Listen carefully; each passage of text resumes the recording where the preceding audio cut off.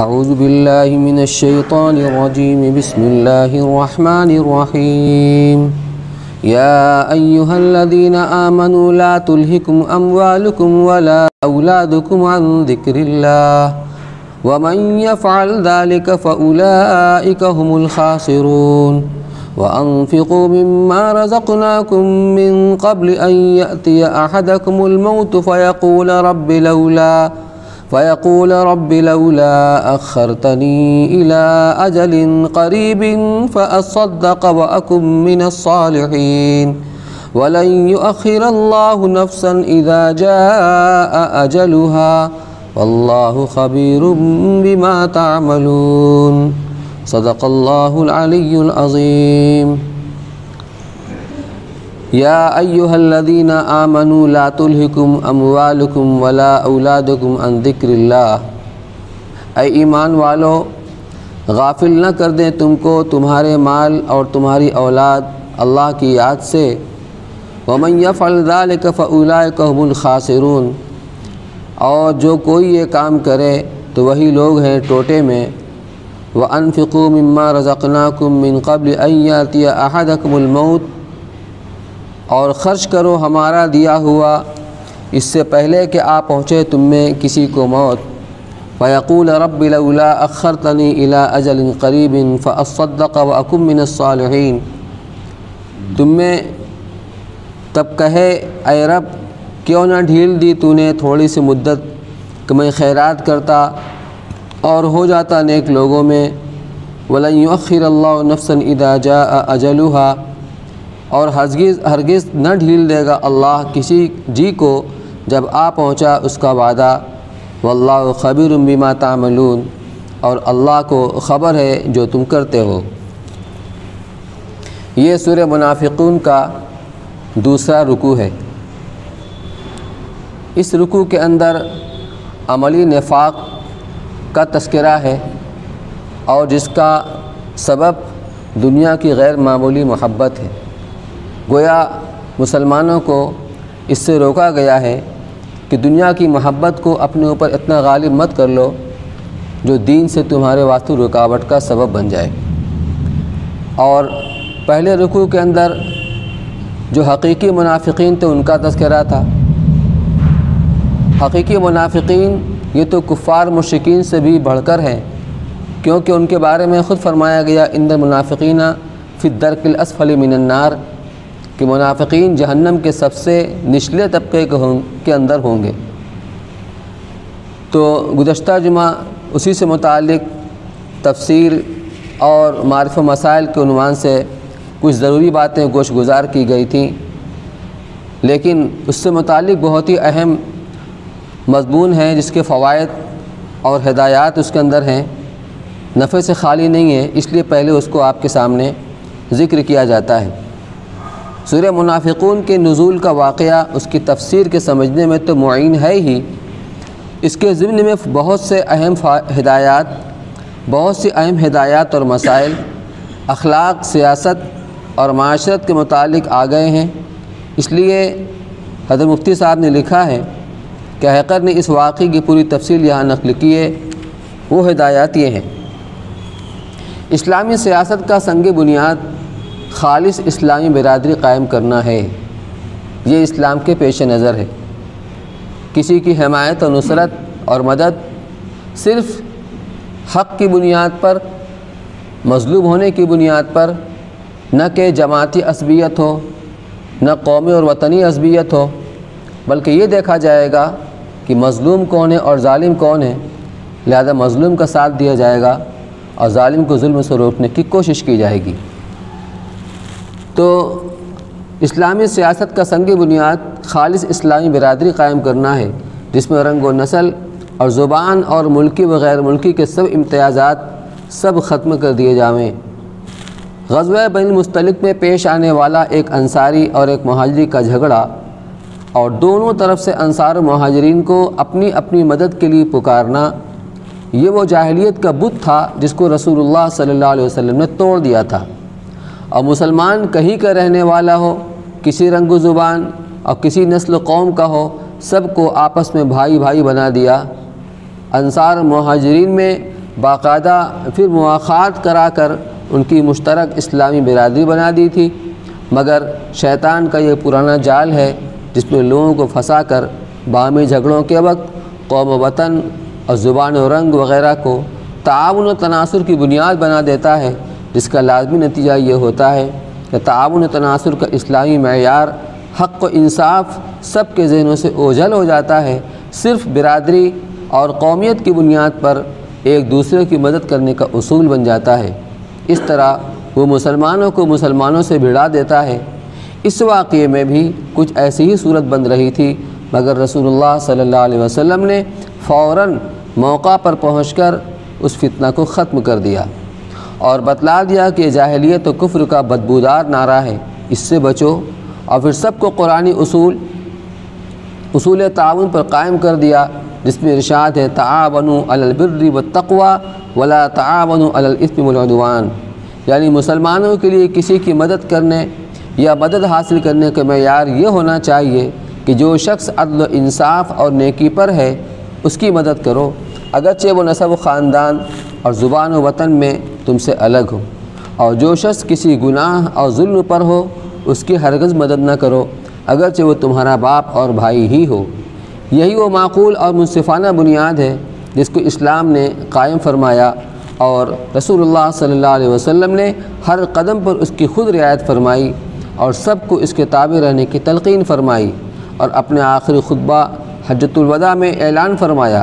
کہ جاہلیت کی سب رسمیں میرے قدموں کے نیچے مسل دی گئی ہیں، اب عربی، عجمی، کالے، گورے، ملکی، غیر ملکی کے امتیازات کے بت ٹوٹ چکے ہیں، باہمی تعاون و تناصر کی اسلامی بنیاد صرف حق و انصاف ہے، سب کو اس کے تابع چلنا چاہیے۔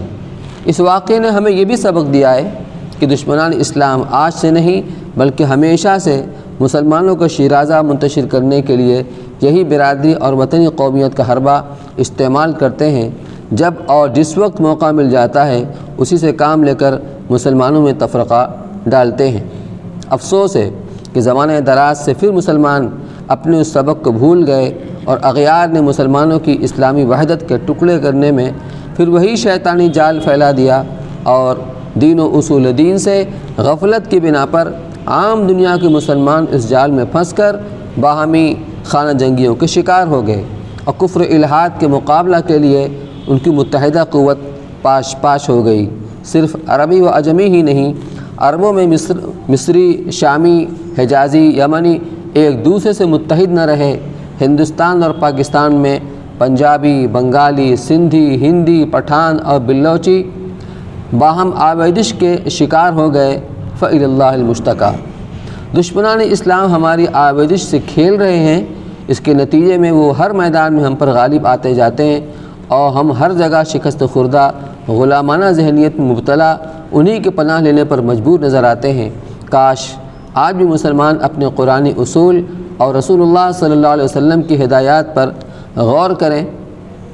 غیروں کے سہارے جینے کی بجائے خود اسلامی برادری کو مضبوط بنا لیں، رنگ و نسل اور زبان و وطن کے بتوں کو پھر ایک دفعہ توڑ ڈالیں، تو آج بھی خدا تعالیٰ کی نصرت و امداد کا مشاہدہ کھلی آنکھوں ہونے لگے۔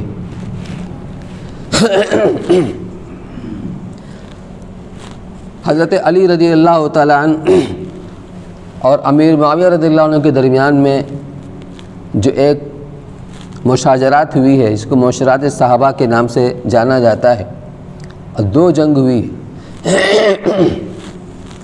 ایک تو جنگ صفین ہوئی ہے، جس میں تقریباً 80,000 مسلمان مارے گئے دونوں طرف سے ملا کر، اور دونوں طرف صحابہ کی جماعت بھی ہے، تابعین بھی ہیں۔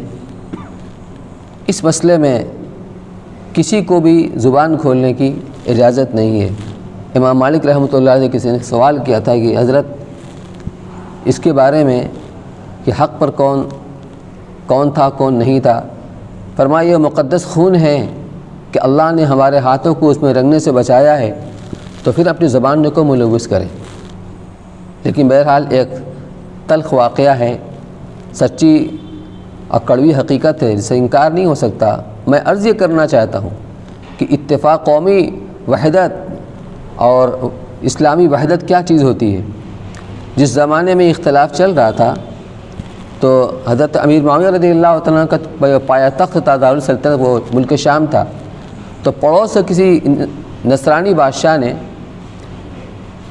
یہ چاہا کہ ان کے اختلاف سے فائدہ اٹھا کر کے ان پر حملہ کر دیا جائے، یہ آپس میں الجھے ہوئے ہیں، موقع اچھا ہے۔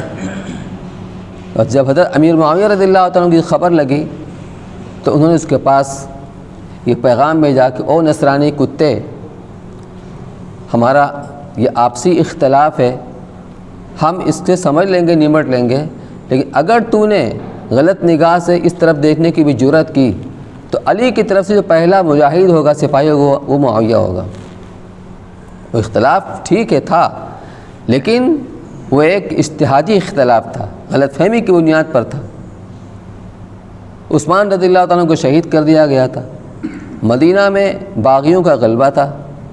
ان کا مطالبہ تھا کہ پہلے اتنے بڑے امام ان کی قصاص لیا جائے قاتلوں سے۔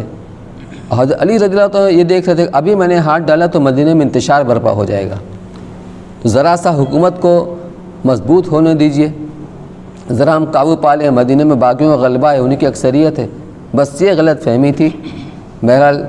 واقعہ جو ہوا، مجھے تو یہ عرض کرنا ہے کہ اس اتحاد کا فائدہ یہ ہوا، پھر اس کی ہمت نہیں ہوئی۔ آگے مفتی صاحب لکھتے ہیں کہ اسی واقعے نے یہ بھی بتلایا کہ اگرچہ وقتی طور پر شیطان نے کچھ لوگوں کو نعرہ جاہلیت میں مبتلا کر دیا تھا، مگر در حقیقت سب کے دلوں میں ایمان رچا بسا ہوا تھا۔ ذرا سی تنبیہ پر سب ان خیالات سے تائب ہو گئے اور ان کے دلوں پر اللہ اور رسول کی محبت و عظمت کا ایسا غلبہ تھا جس میں کوئی رشتہ ناتا، برادری اور قومیت حائل نہ ہوئی۔ اس کی شہادت خود اسی واقعے میں اول زید ابن ارقم رضی اللہ عنہ کے بیان سے واضح ہوئی کہ وہ خود بھی قبیلہ خزرج کے آدمی ہیں اور ابن ابی اس قبیلہ کا سردار تھا،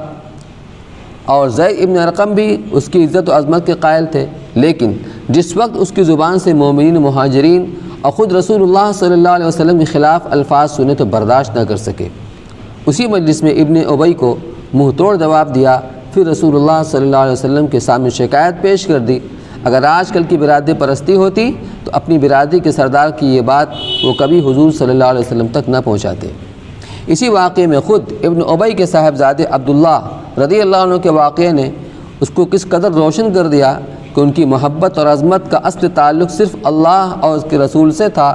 جب اپنے باپ سے ان کے خلاف بات سنی تو حضرت صلی اللہ علیہ وسلم کی خدمت میں حاضر ہو کر خود اپنے باپ کا سر قلم کرنے کی پیشکش کر دی اور اجازت طلب کی۔ آپ نے اس سے روک دیا تو مدینہ کے قریب پہنچ کر باپ کی سواری کو بٹھا دیا اور مدینہ جانے کا راستہ روک کر باپ کو مجبور کیا کہ وہ یہ اقرار کرے کہ عزت دار صرف رسول اللہ صلی اللہ علیہ وسلم ہیں، وہ خود ذلیل و خوار ہے۔ پھر آپ صلی اللہ علیہ وسلم کی اجازت ملنے سے پہلے باپ کا راستہ نہ کھلا۔ اس کے علاوہ بدر و احد اور احزاب کی جنگوں نے تو بذریعہ تلوار اس قوم پرستی اور وطن پرستی کے بت کے ٹکڑے اڑا دیے ہیں، جس نے ثابت کر دیا کہ مسلمان کسی قوم اور وطن اور کسی رنگ و زبان کا ہو، وہ سب آپس میں بھائی بھائی ہیں، اور جو اللہ اور رسول کو نہ مانے وہ اگرچہ حقیقی بھائی اور باپ ہی کیوں نہ ہو، وہ دشمن۔ حضرت مفتی صاحب نے ان کا ایک مضمون جو لکھا گیا ہے مقالات نعمانی کے اندر، مولانا انوار صاحب نے اس کو قلم بند کیا، تو جہاں پر صحابہ کرام کی عشق و محبت کے واقعات کا تذکرہ ہے، مفتی صاحب نے بڑے اچھا انداز میں لکھا ہے کہ صحابہ کرام کے دل کی چوکھٹے کے اندر صرف حضور کی محبت تھی اور ساری محبت نکل گئی۔ چنانچہ غزوہ بدر کے اندر ایک طرف باپ ہے، دوسری طرف بیٹا ہے، ایک طرف چچا ہے، دوسری طرف بھتیجا ہے، ایک طرف ماموں ہے، دوسری طرف بھانجا ہے۔ یہ صورتحال تھی کہ دوسرا کوئی واقعہ ہوتا، موقع ہوتا تو لوگ اپنے رشتہ داروں کی حمایت کرتے، لیکن وہ صرف یہ دیکھ رہے تھے کہ میرے سامنے اللہ کے رسول کا دشمن ہے،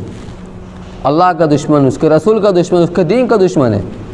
یہ نمبر ایک پر۔ تو اللہ کے رسول کی محبت نمبر ایک پر تھی، باقی محبت اس کے بعد تھی۔ اس نے دنیا میں ان کا جو ہے تو ان کا اقتدار دلایا اور ان کا لوہا منوایا۔ حضرت شیخ الہند رحمۃ اللہ علیہ جب مالٹا سے واپس لوٹے ہیں تو بہت دن زندہ نہیں رہے، تقریباً مہینہ بھر زندہ حیات رہے۔ تو حضرت اپنے گھر کے آنگن میں چارپائی پر لیٹے ہوئے تھے اور اساتذہ دارالعلوم وہاں پر بیٹھے ہوئے تھے خادمانہ حیثیت سے۔ یہ واقعہ سنایا حضرت مفتی سید احمد صاحب پالنپوری رحمۃ اللہ علیہ۔ حضرت نے ایک بات کہی کہ میں نے مالٹا کی قید کے درمیان میں بہت غور کیا تو میں نے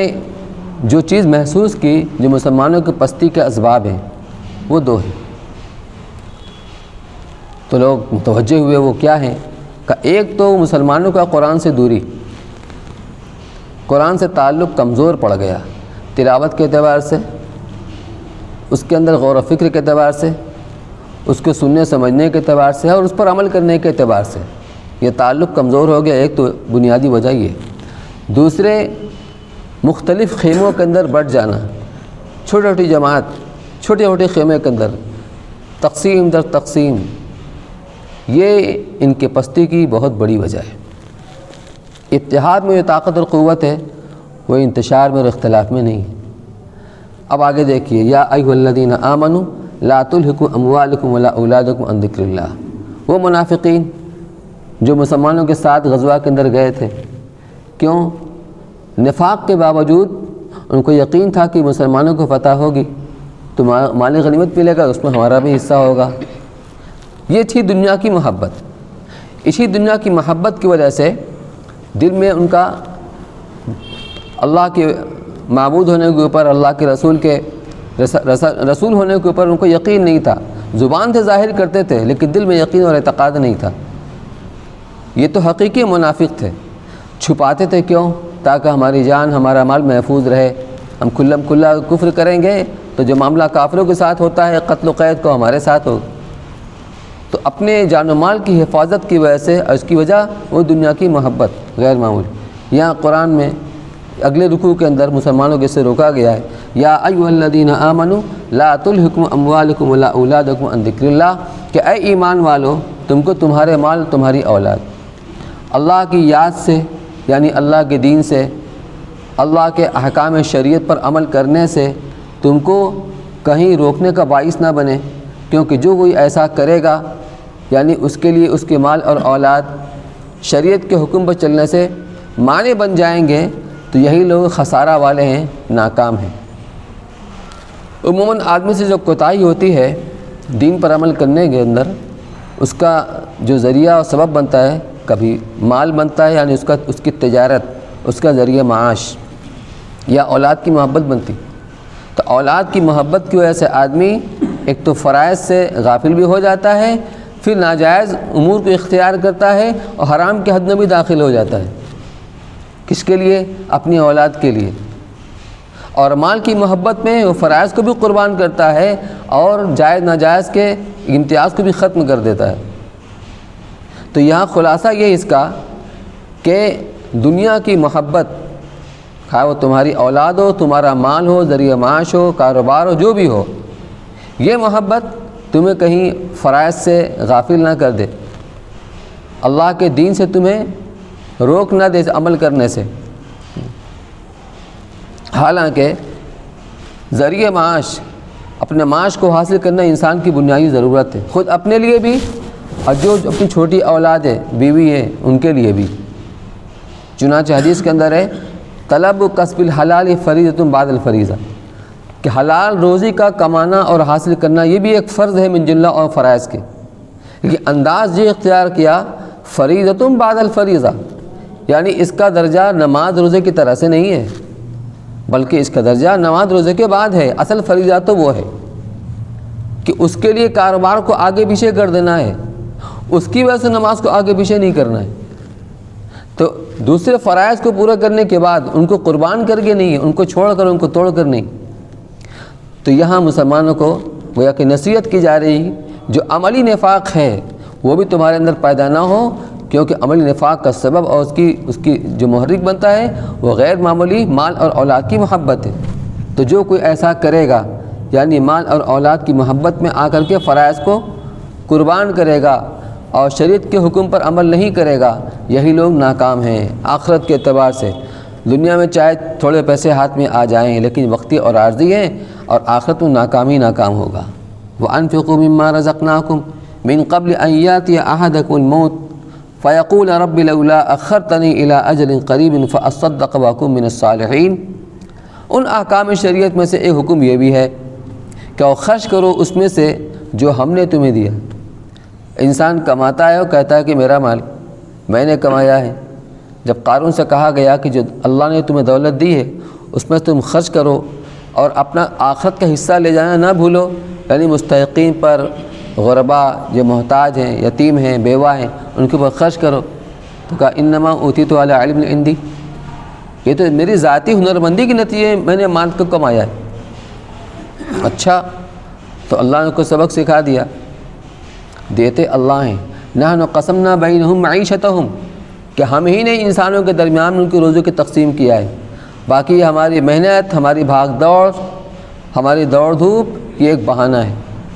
ہم اس کے مکلف ہیں، ہاتھ پیر مارنے کے، کوشش محنت کرنے کے ہم مکلف ہیں، دیتے اللہ ہیں، یہ صرف ایک بہانہ ہے، اللہ اس کے بغیر بھی دینے پر قادر ہے اور دیتے ہیں۔ تو جو کچھ ہم نے دیا ہے، اس کا مطلب جیسے کوئی آدمی ہے، کبھی یہ ہمارا خط ہے، جب فلاں کو دے آؤ، ہماری گاڑی لیتے جاؤ، اسکوٹر ہماری لیتے جاؤ اور فلاں کو ہمارا خط دے آؤ، کہا مجھے اپنا بھی کچھ کام ہے، کہا ٹھیک اپنا کام بھی کر لینا، تو گاڑی تو اس کی ہے نا، ہماری تو نہیں ہے۔ تو اللہ نے جو مال دیا ہے، مال تو اللہ کا ہے، لیکن اللہ کا احسان، اس کا فضل ہے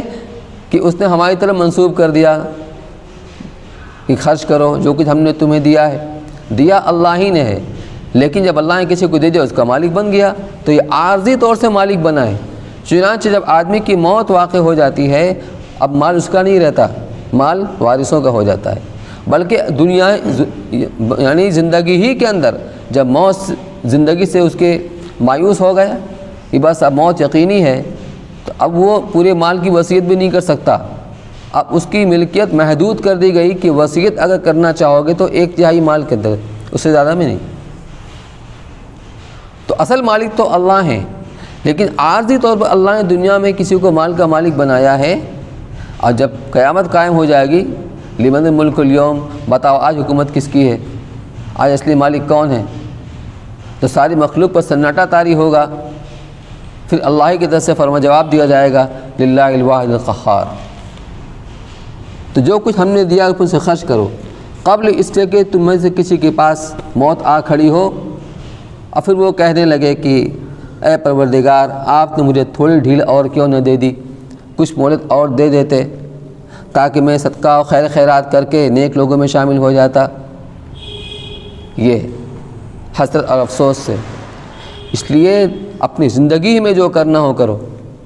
اللہ کے رسول سے پوچھا گیا کہ یا رسول اللہ بہترین صدقہ کون ہے؟ تو آپ نے فرمایا تم صدقہ اس حال میں کرو انت صحیح شحیح، تندرست ہو، یعنی کوئی بیماری نہیں، تم کھا سکتے ہو، اڑا سکتے ہو، موج کر سکتے ہو، جو چاہے کر سکتے ہو، اللہ نے تمہیں طاقت دی ہے، بیمار نہیں ہو، یہ بھی بنا وہ بھی بنا وہ بھی بنا وہی بنا، پرہیز نہیں ہے، کچھ نہیں ہے، سب کچھ کر سکتے ہو، تندرست ہو، شحیح، اور تمہیں مال کی ضرورت بھی ہے، مال کی محبت بھی ہے، ضرورت دکھا رہی ہے، بچے کی شادی کرنی ہے، یہ ہے وہ ہے، اس کے باوجود خرچ کرو، یہ ہے بہترین صدقہ۔ اور جب آدمی زندگی سے مایوس ہو گیا اور دیکھتا ہے موت آ کر کھڑی ہو گئی، تو ہمارے کسی کام کا تو ہے نہیں، اب تو وارثوں کا ہو جائے گا،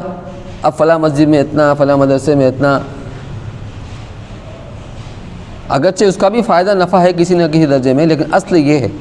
کہ جب آدمی واقعتاً اس کا ضرورت مند ہو، تندرست ہو، جس طرح چاہے مال کو خرچ کر سکتا ہے، اس پر اللہ کی راہ میں خرچ کرنا چاہیے۔ تو خرچ کرو اس مال میں سے جو ہم نے تم کو دیا ہے، قبل اس سے کہ تم میں سے کسی کے پاس موت آ کھڑی ہو، پھر وہ کہنے لگے پروردگار آپ نے مجھے تھوڑی مہلت اور کیوں نہ دے دی کہ میں صدقہ خیر خیرات کر لیتا اور نیک لوگوں میں ہو جاتا۔ وَلَن يُؤَخِّرَ اللَّهُ نَفْسًا إِذَا جَاءَ أَجَلُهَا، لیکن اللہ کا ضابطہ یہ ہے جب کسی کے موت کا وقت آ جاتا ہے تو نہ ایک سیکنڈ آگے نہ ایک سیکنڈ پیچھے، موت اپنے مقررہ وقت کے اوپر ہی آتی ہے۔ وَاللَّهُ خَبِيرٌ بِمَا تَعْمَلُونَ، اور اللہ تعالیٰ باخبر ہے تمہارے عملوں سے جو تم کچھ کر رہے ہو۔ اگر دیکھا جائے یہی وہ چیز ہے، صرف مال کمانے کے حرص، کمپٹیشن، مال کی محبت، اولاد کی محبت، یہی آدمی کو لائن سے ہٹاتی ہے۔ شریعت کے احکام پر چلنے سے یہی رکاوٹ کا باعث بنتی ہے۔ بس اس کے اندر پیغام یہ ہے کہ ہر چیز کو اس کے درجے میں رکھا جائے، اگرچہ ذریعہ معاش یعنی معاش کا کمانا ایک درجے میں فرض ہے، لیکن اس کو درجے میں رکھا جائے۔ رجال لا تلہیہم تجارت ولا بیع عن ذکر اللہ، یہی صیغہ ہے، یہاں ہے لا تلہکم، وہاں ہے لا تلہیہم، کہ ایسے لوگ ہیں کہ ان کا خرید و فروخت، ان کی تجارت، رجال لا تلہیہم تجارت ولا بیع عن ذکر اللہ، اللہ کی یاد سے یعنی شریعت کے احکام پر عمل کرنے سے نہیں روکتی۔